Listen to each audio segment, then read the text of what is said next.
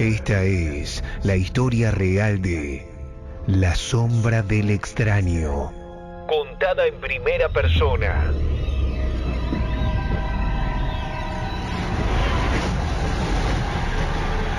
Me llamo Osvaldo. Hoy, con 60 años, puedo relatar lo que viví durante mi infancia en la antigua casa de la calle Cuenca.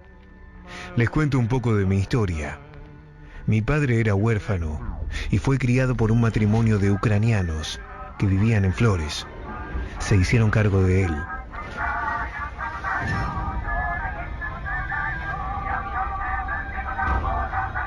Mi padre heredó la casa y es ahí donde todo ocurrió. Soy hijo único. Todo pasó en el verano de 1965, cuando yo cumplía mis 8 años. La casa era grande. Es grande porque aún está en pie. Solo que sus nuevos moradores no conocen la historia. Originalmente era una casa de una sola planta, pero mi padre había construido una planta alta donde edificó mi cuarto y el de ellos, haciendo de la casa antigua un lindo y amplio lugar para vivir.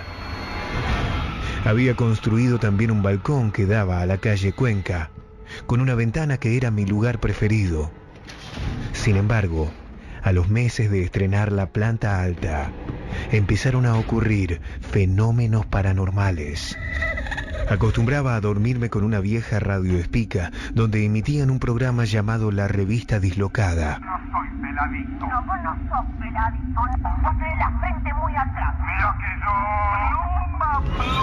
¿Esta pluma? Está 3 plumas. Una madrugada me desperté sobresaltado. La radio emitía extraños sonidos, como si estuviera fuera de sintonía. Parecía escuchar una voz que decía: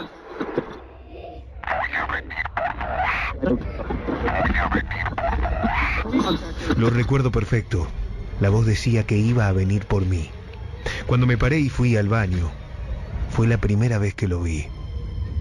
Al darle la espalda a la ventana de mi cuarto, pude observar cómo crecía detrás de mí una sombra de un hombre alto que estaba parado en el balcón. La luz de la luna dibujaba con una gran nitidez el contorno de un hombre de al menos 1,90 m de estatura. Tuve miedo y no me animé a darme vuelta. Cuando volví a mi habitación, subí las escaleras de madera que mi padre había construido con sus propias manos.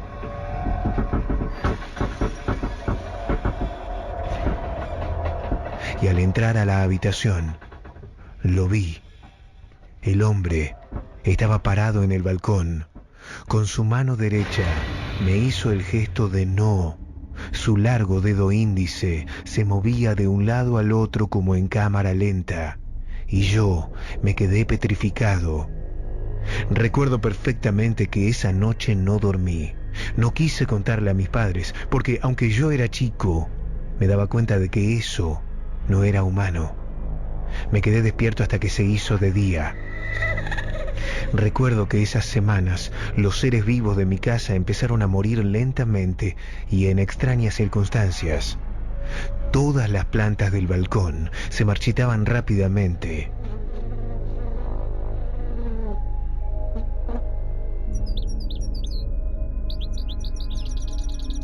El jilguero que mi padre había colgado en el patio interno en una jaula amaneció sin cabeza. Nunca encontramos la cabeza y era extremadamente extraño que alguien hubiese entrado al patio, abierto la jaula, arrancado la cabeza del pájaro y devuelto el cuerpo.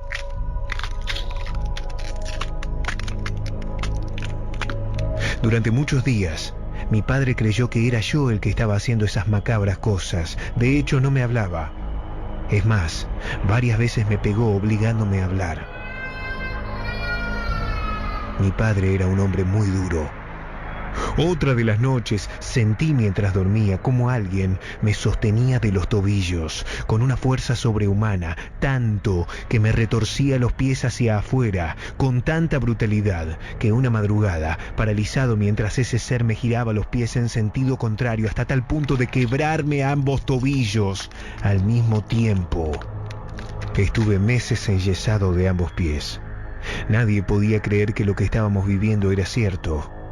Y siempre la misma sombra que se dejaba ver cuando estos fenómenos ocurrían. Comencé a notar que la cara de mi padre tenía extrañas cicatrices. Amanecía arañado, golpeado. Nada me cerraba, y mucho menos las explicaciones que me daban. Hasta que una mañana, mis padres me sentaron en la silla de aluminio que teníamos en la cocina, y con la pava hirviendo de fondo, me contaron una historia. Una historia que reprimí hasta hace poco. Luego de contarme esa historia, mi padre se fue de casa. Recuerdo que le pegó una cachetada a mi mamá y se llevó una escopeta. A las horas, la policía tocó la puerta de nuestra casa. Nos contaban que habían encontrado el cuerpo de mi padre flotando en el río. Según pudieron reconstruir, fue hasta la antigua Costanera Sur y se pegó un tiro, cayendo ya muerto al agua.